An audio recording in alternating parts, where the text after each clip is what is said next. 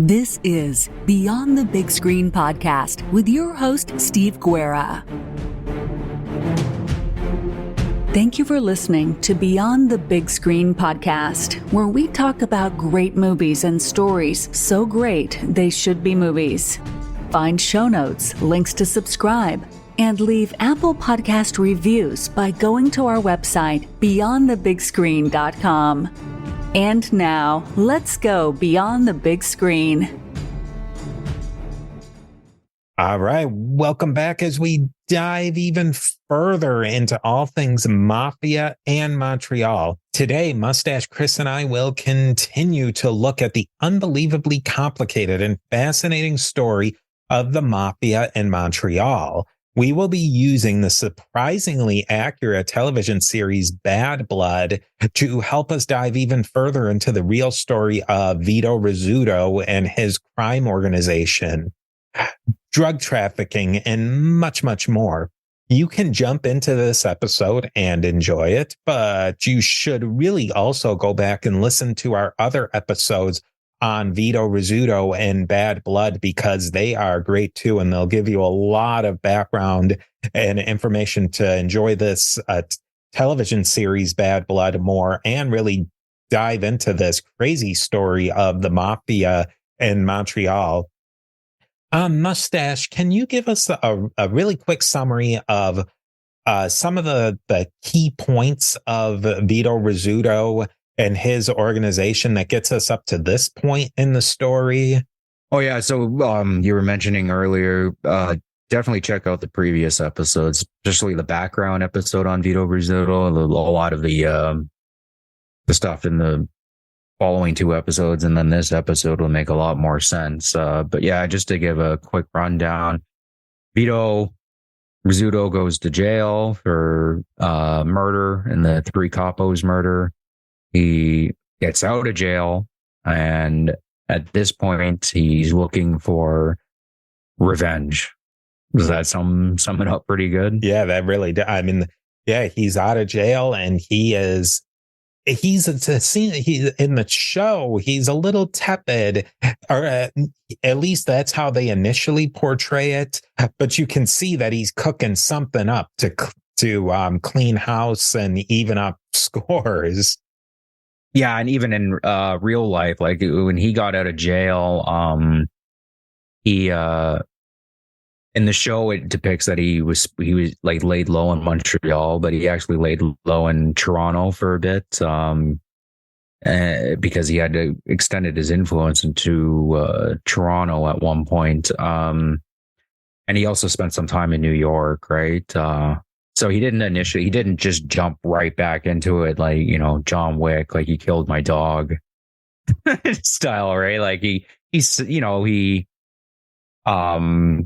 probably going through a lot of the emotional pain himself, right? With his son being killed, and then his father, and I believe his brother-in-law was kidnapped, and like as bad as it was in the show, it was even worse in real life. There was more people close to him that end up getting murdered.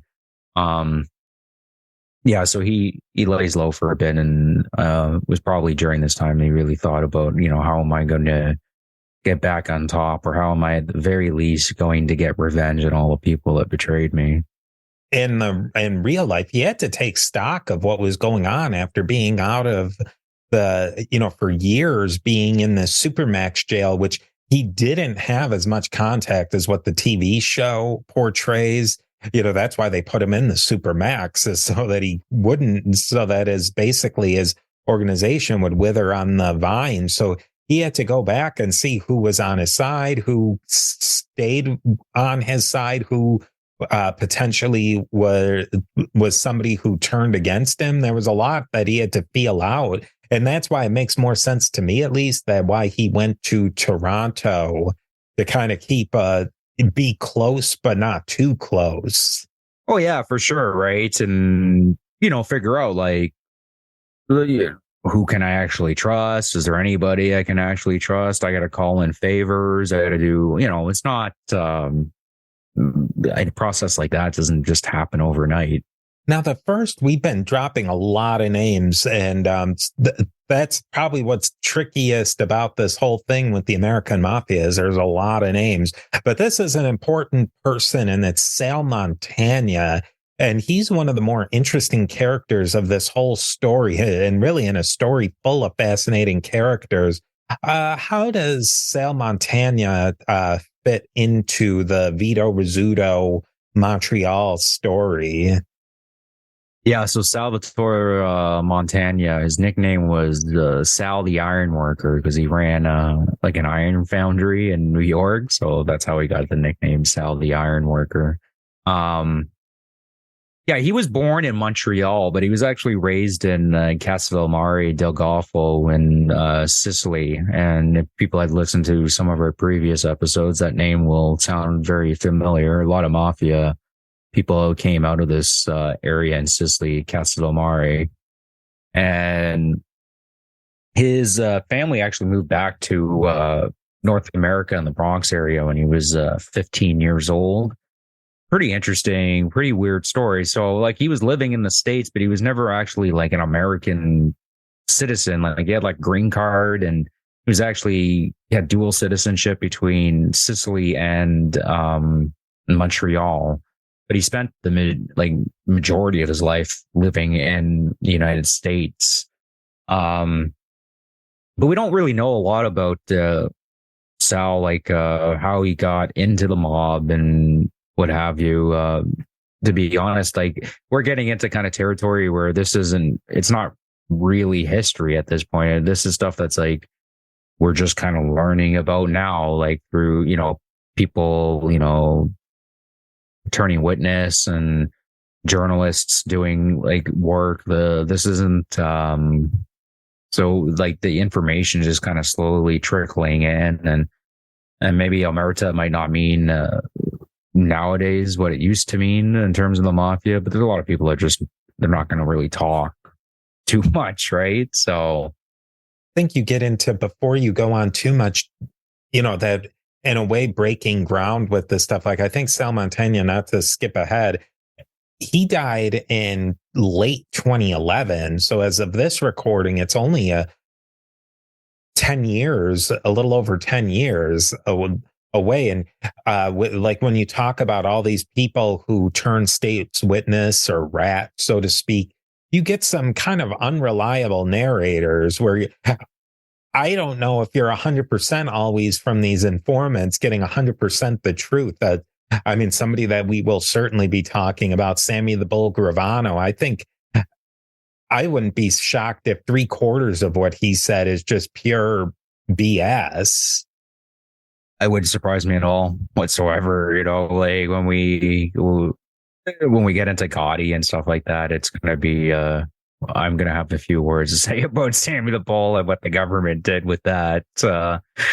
Yeah, but we know with Sal, he had been part of the Bonanno family for at least a bit, right? Because Joe Massino, if you listen to our previous episodes, he was the boss of the Bonanno family. We know that because we caught Joe talking about Sal Montagna over a wiretap, right? So we know that he'd been involved in it for a little while.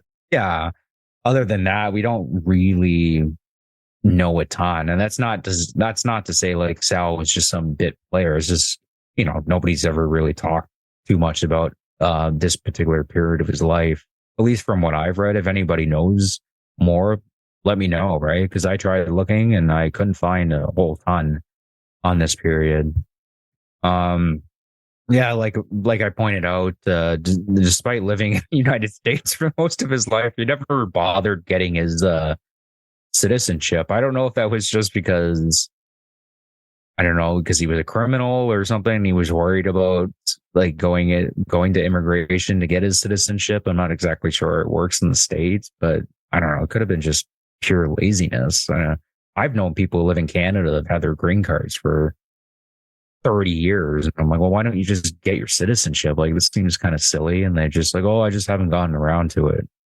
Yeah, I mean, it could be not knowing anything really about his his background, it could just be that he didn't want the feds scratching the surface and finding anything more about him than at all necessary. Yeah, to go further into his story, like we know that he was married, and he had 3 daughters, and he lived in Long Island, and he was one of these types of mobsters that was he was not flashy with any of his wealth that he was getting. He lived pretty modestly. That's one thing, like with the mafia guys, you'll have like your John Gottis, and then you have like your, well, Chin's an extreme example, but you have like a guy like Chin Gigante that would like literally act like a crazy person on the streets in the bathrobe, like pissing out in public. You know what I mean? Like never seemed like he bought a fancy thing in his life, or at least didn't show it. It's 2 different ways of looking at it, right? Where I guess you could spend the whole life worried about getting caught, so you try not to be flashy, or if you're somebody like Gotti, you just, eventually it's going to happen, so you might as well just enjoy it. I don't know. It seems to be like these 2 different directions. There were 2 different ways that these types of guys look at this stuff. So I just thought that was interesting. Steve here. We are a member of the Parthenon Podcast Network, featuring great shows like James Early's Key Battles of American History podcast and many other great shows. Go over to parthenonpodcast.com to learn more. And here is a quick word from our sponsors. Sal becomes really interesting because he is Canadian. He's really American, and he's Sicilian. Like, he crosses all these different lines. Born in Canada, raised, really for his key parts of his life up until he's 15 in Sicily and that whole culture. Then he shows up in New York. He's really not a Canadian.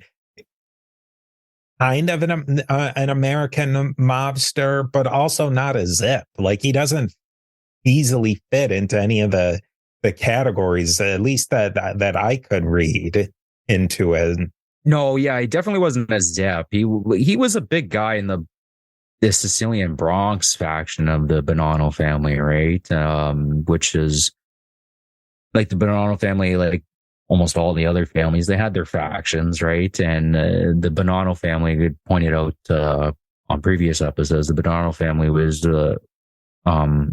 very much the most Sicilian of all the 5 families, and this Bronx faction was like the most Sicilian within the most Sicilian family of the 5 families. Yeah, so like Sal, he gets I believe it was in 2002, he gets arrested for loan sharking and gambling, which these are mafia mainstays.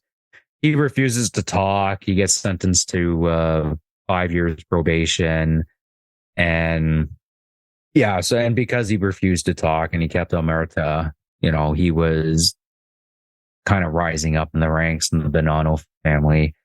And Joe Massino, which we're going to get into Joe. He's a fascinating guy, but just to give you a quick overview, Joe Massino was the first boss to ever turn informant in the history of the mafia and the American mafia. He turns informant, and Vincent Bastiano was named the boss of the family. But like, as soon as Joe turned informant, he started ratting on Vincent, which means Vincent went to jail right away. And before he went to jail, Vincent decided, like, I'm going to basically raise up the Bronx faction of the Bonanno family. They're going to be the ones that kind of running the thing. And Sal Montagna was basically the acting boss of the family from 2006 until 2009. And then 2009 is when he gets deported. Yeah, ICE comes and gets him. He gets deported to Canada. I guess this is the way the government figured, it's like, well, he's not an actual citizen and he's doing all this stuff. Like, we can just deport him. That's how we're just going to get rid of him, right? So they deport him to Canada. I'm surprised that the Canadian government said, like, we'd take him. I don't understand why we would take him, but I almost think they have to take him. Yeah. If he's a citizen, I don't think. But if they're like, oh, can you take our guy that's involved in drug trafficking, murder, loan sharking, and illegal gambling? Oh yeah, okay, yeah, we'll Why not? Because I think like they talked a little bit about it with Vito Rizzuto. The Canadians didn't love taking him back, but they really had no choice in the matter. This is a little bit different, though, I guess, in the sense because like Vito was out of prison, right? So I guess they'd, you know what I mean? They'd have to take him back, or like they're just deporting him to Canada because he's a criminal. I don't know. It's kind of weird. Like, couldn't the Canadian government being like, no, just put him in jail or something? Do you know what I mean? Right? Like you're deporting him here because he's a murderer, right? Like, I don't know. It's kind of bizarre, don't you think? It's a little off of the what we're talking about. But if anybody's familiar with the Housewives of New Jersey TV show, one of the housewives, her husband, I think his name was Joe Giudice. I think he was probably in the mafia personally, but he lived in New Jersey basically since I think he was a baby, but he never had U.S. citizenship. I think he was just on a green card, you know, in his 30s or maybe even 40s. And he was arrested, I believe, for tax evasion. He did his time in the U.S. and they deported him to Italy after that, even though he had never lived in Italy for any amount of time in his whole life. I think if you don't have legal right to stay in a country, they can bounce you and you got to go back to wherever it'll take you, pretty much. Yeah, so he gets deported to Canada and he immediately goes to Montreal, obviously, right? Because that's where all the mob activity is. I mean, well, the major mob activity at the time that we're talking about, Toronto and Hamilton. We'll get into that stuff later. There was big mob activity going on there too. And from my understanding, when he got deported there was an understanding within the Bonanno family that he wasn't supposed to mess around with what Rizzuto was doing in Montreal. That, you know, like if he can help, he can probably, you know, he could do his own little scams on the side, right? But like there wasn't going to be any kind of power grab. And from my understanding, he actually did keep a pretty good, like kept a pretty good lower profile. He didn't try to directly challenge Vito, but as soon as Vito went to jail, he saw an opportunity and decided, you know what, I'm going to try to take control of all of this by myself. It's really interesting that he shows up as just a complete free agent, you might call him. He's working for the Bonannos, but not really. He can't go back to New York, obviously. So he's got to find himself, you know, a way to earn somewhere. Oh, yeah. You know, like, oh, yeah, for sure. And I mean, if, you know, like if Vito going to like a supermax jail, and I mean, I can understand a lot of people going like, well, he's probably never going to come out, right? Like a lot of these people that go to these supermax jails, they never actually get out, right? Or when they do get out, they're like a shadow of their former self. I mean, he was looking out for his interests too, right? Like I don't know, he's got a family to feed and he's got a career, and it just happened to be, you know, the business of like murdering and selling drugs. But you know, like, you know, I understand his perspective. He saw an opportunity to kind of strike out and do his own thing. And just to recapitulate a little bit, we talked about it in those previous episodes, but these supermax jails, you're in your own cell by yourself 23 hours a day, and you get an hour to use the yard or whatever to have some sort of recreation.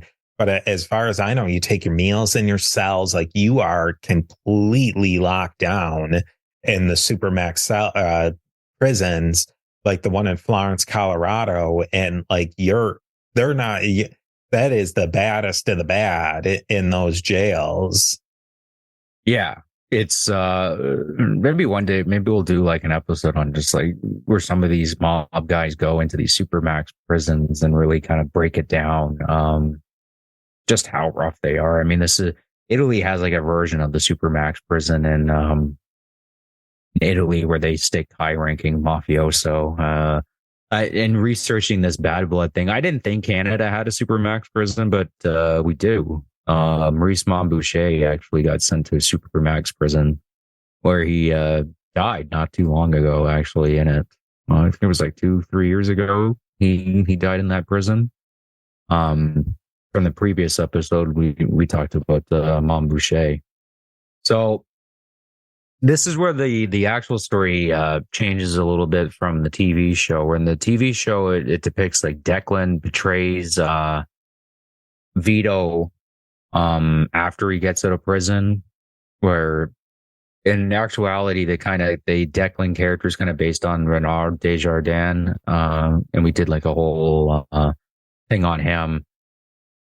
As soon as Vito goes in, Reynald starts trying to do his own thing right off the bat, right? And him and Sal strike up this kind of alliance of convenience where they decide that they're going to try to take over the Rizzuto crime organization's business.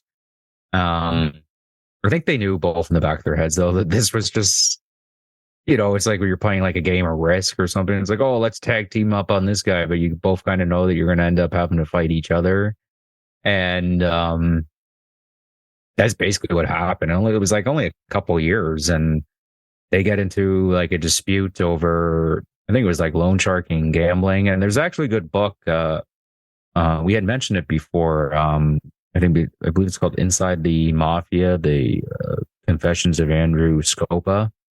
Yeah. And he talks about how, there was a lot of money in drugs, but the really big money, and I was a little kind of surprised to learn this, was in the loan sharking and the illegal gambling in Montreal, just because it was less flashier crimes, like I don't know, it wouldn't get the attention of say the media or the government agencies. Like, if you got caught for some loan sharking or some gambling, you're not going to be doing the type of time that you would say trafficking like tons of cocaine or heroin.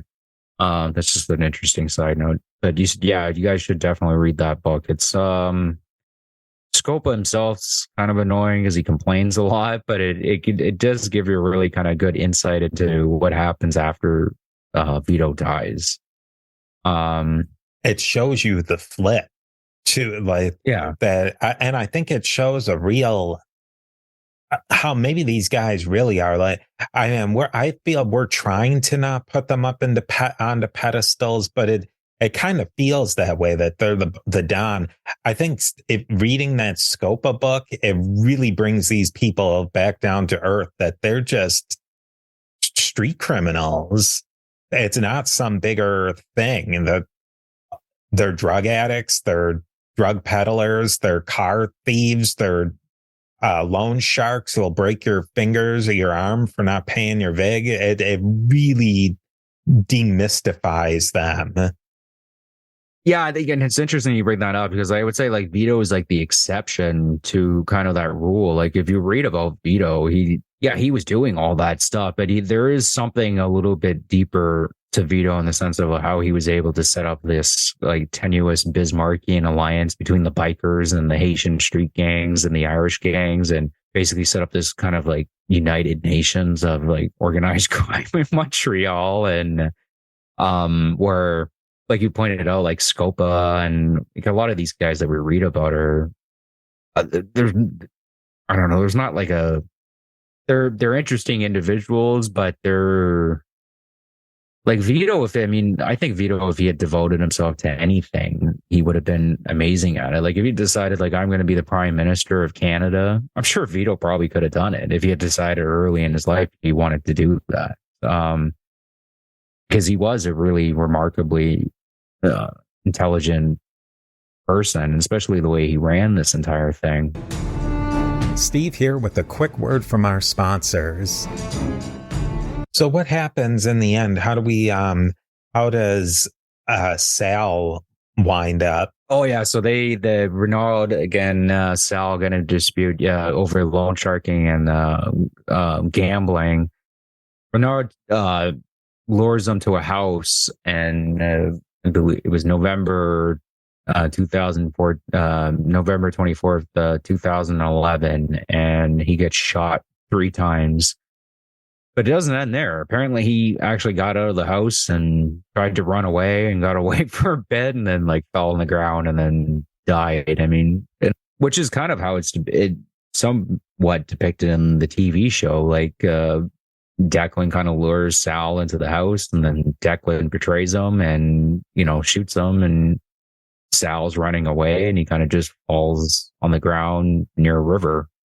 If you look up pictures of Sal Montagna, it's like one of the first images you'll see is his body on the snow near this river. How does Vito end up and end his life? He doesn't live too much longer after he gets out of jail. He cleans house a little bit, but then he succumbs to not an assassin's bullet. Surprisingly, he dies of natural causes. So let's just to set some of the dates. Vito dies in 2013, so 2 years after Sal Montagna, and he dies completely of natural causes, which is pretty strange, figuring of everything that had gone on.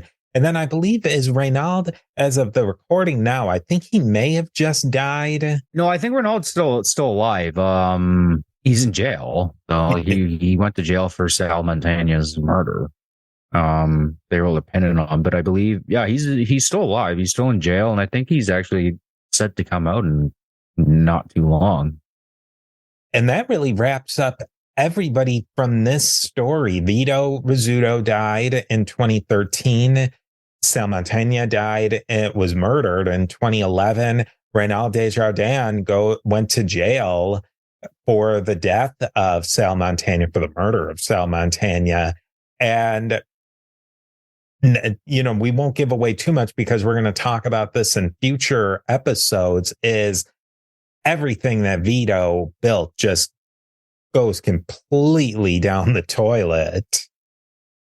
Yeah, it is really crazy. He spent his entire life setting up this intricate system of like checks and balances where everyone was making money in this organized crime world, and it just completely falls apart almost immediately as soon as he goes to jail. Like, it must have been I can only think of how much of a gut punch it must have been to him, just kind of seeing this happen. Like, the parallel I can think of is like Bismarck set up this entire system with Imperial Germany leading up to World War I, where he set up this balancing act between all the major powers in Europe, trying to ensure that a major war didn't break out. And then he leaves, and almost immediately that's exactly what happens. All the gears start going into motion for the disaster that was World War I. I mean, in a lot of ways, the world, I guess you can like draw a comparison. Like Vito going to jail was like almost a World War I event for the Italian Mafia in Montreal, in the sense of it led to all these pointless conflicts between all these groups, and at the end of it, who won? I mean, the Hells Angels, I guess, to a degree, because they ended up taking over everything. But the Italian Mafia has never been at the same level that it was before Vito went to jail. This is probably a good time to talk about this topic because I think it is so glaring with Vito. Vito fairly much kept a lid on the violence in Montreal. And the drugs were coming in, and things ran smoothly from the mafia point of view, and all the Haitians and the Irish gangs and the biker gangs, but there was very little in the way of violence. And in this time period where Vito goes away, there's all sorts of violence amongst the bikers, and we talk about the Quebec biker war that happens. And then all after Vito, the drugs don't stop coming in, but the violence really gets kicked up a lot as all these different gangs are fighting over the resources.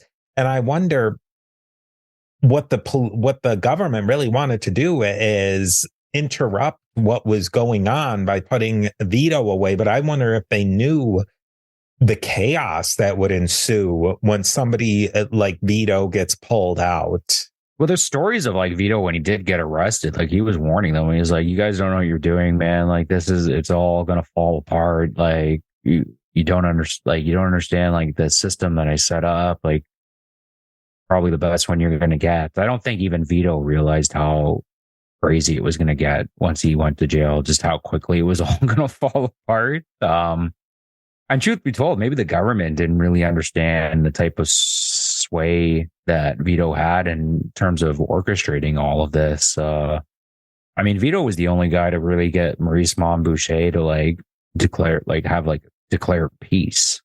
You know, like because the biker war got so bad between them and the Rock Machine, it was drawing so much heat to everybody else. And Vito's like, "You guys got to stop doing this." Like they're talking about, you know, drafting RICO laws up here in Canada. And you guys know what RICO laws are? Because he saw what happened to the American Mafia. He's like, they bring that up here, man. We're screwed. But it was too late at that point. And we're really ignoring everything with the Hells Angels and with the Rock Machine and all these different just insane things that go on in Montreal that we'll put a pin in for later. But holy smokes, everything falls apart after that for the Italian Mafia, 100%. Just a little side note is like Quebec was like asking for like independence during like when a lot of this stuff was going on. Then we had like a referendum up here and they were voting whether they wanted to be independent from Canada, right? And a lot of like politicians and just regular everyday people were pointing out, like, well, look at what's going on in Quebec right now with the biker war and the Italian, like all the organized crime. They're like, "You guys want to leave? Like, it's just going to get way worse." And it was used as an argument for why independence was a bad thing for Quebec. I mean, that's just a little side note, but it was a big deal. And we haven't really gotten into all of the intrigues within the police, within the Royal Canadian Mounted Police, which is Canada's FBI, and the local commission set up to crack down on corruption inside of Montreal. There's all sorts of machinations and corruption within the police and within the city hall. I mean, this is all stuff that we can't even get into in this, that it's so complicated, but it's just the Boudreau Commission that was launched to crack down on a lot of these things and crack down on Vito and the mafia's control over the construction industry, which we'll see in future episodes of the construction industry and the waste management and industries, how deeply connected the mafia and really the government were linked together. Yeah, there's like also like one down the road, I would like to get into the story about the Pizza Hut that tried to set up in Quebec near a mafia neighborhood. And it's involves, you know, people lighting the Pizza Hut on fire. And it's crazy. Like it was the first Pizza Hut that like set up in Quebec. And it's just like, well, not in our neighborhood. And Pizza Hut's like, well, what's going on in Montreal? And they're like, oh, you guys don't know. Like, it's like the mafia runs the whole thing. Like, you guys can't just set up shop here. Now, looking at as our way to wrap this up a little bit is how did you think that let's talk about how do you think that Declan was portrayed? I thought that Kim Coates did a really good job. I like the Betrayal. I mean, it's like I said, he's loosely based on Reynald, Desjardins, you know, and even kind of the way he dresses, like, as you read about Reynald, and he was much more kind of blue collar kind of guy. Didn't, you know, Vito used to wear like kind of fancy suits and eat at like fancy restaurants and stuff like that. And I'm sure Reynald did stuff like that, but the impression I got was like Reynald was just as happy, you know, eating a hamburger or a hot dog or something like that.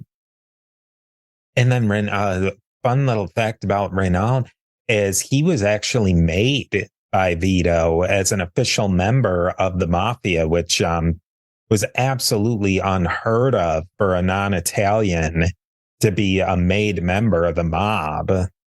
Yeah, and Vito also Fernandez, who was like a Spanish guy that Vito made too, and there's a story of him going to Sicily, talking about like, oh yeah, I'm the made man, and he's talking to these Sicilian mafia guys. You can only imagine like those Sicilian guys probably would have, if somebody from the Andretta in Calabria came and said they were made, they might give them a little side eye on it, let alone an American mafia person, even if they were full blown Italian.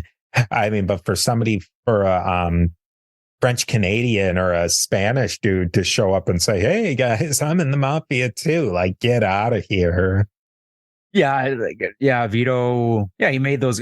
We were discussing this earlier. I'm not 100% sure whether they would have been like recognized as made guys. Like, I don't know if like the New York families would have recognized them, or I mean, within the Montreal area, they for sure would have been known as made guys. But if Reynald, say, I don't know, just for any reason decided to go to Chicago and he was like, I'm a made guy, I don't think like Chicago would recognize it. I don't think so either. No, because Vito wasn't like a boss in the sense of like we think of like, say, John Gotti or like Carlo Gambino or like Vito Genovese. He was a boss in Montreal for sure, right? He was the head of the Italian mafia in Montreal, right? It's just, I know it's interesting like whether the New York family, like I know for sure the New York families did not recognize him as a boss, but for all extensive purposes, he really was the boss. The Bonanno family didn't have, at the point that we're talking about, had pretty much zero influence on what was going on in Montreal. Yeah. And like you're saying, he was a boss and is a boss in everything but name, but he still was nominally under the Bonannos, who were the ones who would have been, I guess, I mean, what the right word for that was, for the authority that could make guys. Yeah. We're going to get into this a little, we've talked about this in the past, but being made was not a throwaway in any, no. And it became a little looser at times, but it also got tightened up at times too. But it's a pretty strict thing. Yeah, I think probably a famous example is like Al Diarco, who was, he turned state informant. That's probably what he's most famous for. But apparently he waited, I think it was like 35 or 40 years until he got made. It's just crazy to think about. Like 40 years, you're committing crimes. And it's like, oh yeah, I guess we could open the books up for you. Or Joe Gallo, did he even ever get made? It may have been at the very end he got made. Yeah. But they call it opening the books. They weren't doing it. And even though Joe Gallo would have qualified, they weren't making people. So that was that. Yeah. And it was initially, when the system was set up, there was a very kind of, there was a smart reason for why they would make it difficult to get made. One of the reasons was they wanted to keep a balance between the families. So like not one family just went ahead and decided, well, I'm just going to make, 300 guys and everybody else has got like 100, you know what I mean? And try to take over the rest of the 5 families. So there was, if somebody dies, then yeah, the books open up, and then you can only make a certain amount of guys. And there is a well rationalized reason for this, because hey, you don't want a huge, like, sprawling secret society, which is kind of what the mafia is. You want to keep it close knit, but it's also to keep the balance of power between all the families. And when we get into Joe Bonanno, that was one of the reasons that he's not. Well, there's many reasons, but one of the reasons was he kind of went off script and was trying to go screw up that balance of power that was set up in the commission. Steve here again with a quick word from our sponsors. I can't think of a single analogy really to express like how discordant it would be for somebody like Reynald or Fernandez to show up in Sicily and say, hey, we're made men too. I can't think of anything where you could give somebody a title or have them belong, but they just really, really don't. maybe something like if we went back to our Copland episode, sure, Freddie in Copland was a cop, but he was not NYPD. Like that, his badge didn't mean anything in New York. Now, what did you think about Anthony LaPaglia's portrayal of Vito Rizzuto? I loved it, actually. I think he did a really good job, especially in the last two episodes. He does, I think he perfectly kind of captures what Vito must have been going through in real life, where, you know, Vito comes back and the only thing he's worried about is revenge, but he's also dealing with the fact that his son was killed, his father was killed, and you know, by a large extent, he's responsible, right? Because he, you know, his son was kind of brought into the lifestyle, and his father was part of the lifestyle, and he devoted his entire life trying to set up this delicate balancing act that we had talked about earlier, trying to make the Rizzuto family successful, obviously, right? But like just organized crime in general, Montreal. Like the second that he, you know, things are down for him, what does everybody do? They just turn their back on them to the point where, you know, his son is getting murdered, his 89-year-old father is getting murdered, his brother-in-law of like many years ends up getting murdered too. They never found his body. They just say he was kidnapped. I think he was actually a couple of years ago. They recently just said like, yeah, he's dead. So I guess his wife could collect some kind of insurance or something. Like the power to, you know, the drive for revenge is, I mean, it's completely understandable. It's exactly what I would be feeling in that circumstance, right? But at the end of the day, it is in the back of your head that like it is kind of, it's a hollow endeavor. It's like, yeah, you'll get your revenge, but you still have to live with the fact that, you know, your son was killed, your father is killed, and you really can't trust anybody anymore. And Anthony really, I thought, captured that feeling where you could see the intensity in Vito and just, you know, how driven he is to get revenge. But you can also see that he's feeling like just how pointless this all is. But what else am I going to do? Yeah, I agree with that. I think that he had some weak moments, and I mean, it wasn't all his fault. I think in some of the writing, in the middle couple of episodes, when he was in the Supermax, that he was maybe a little whiny and a little weepy. But I think he really turned it on in in episodes 5 and 6, that I think you got a sense of who Vito Rizzuto really was.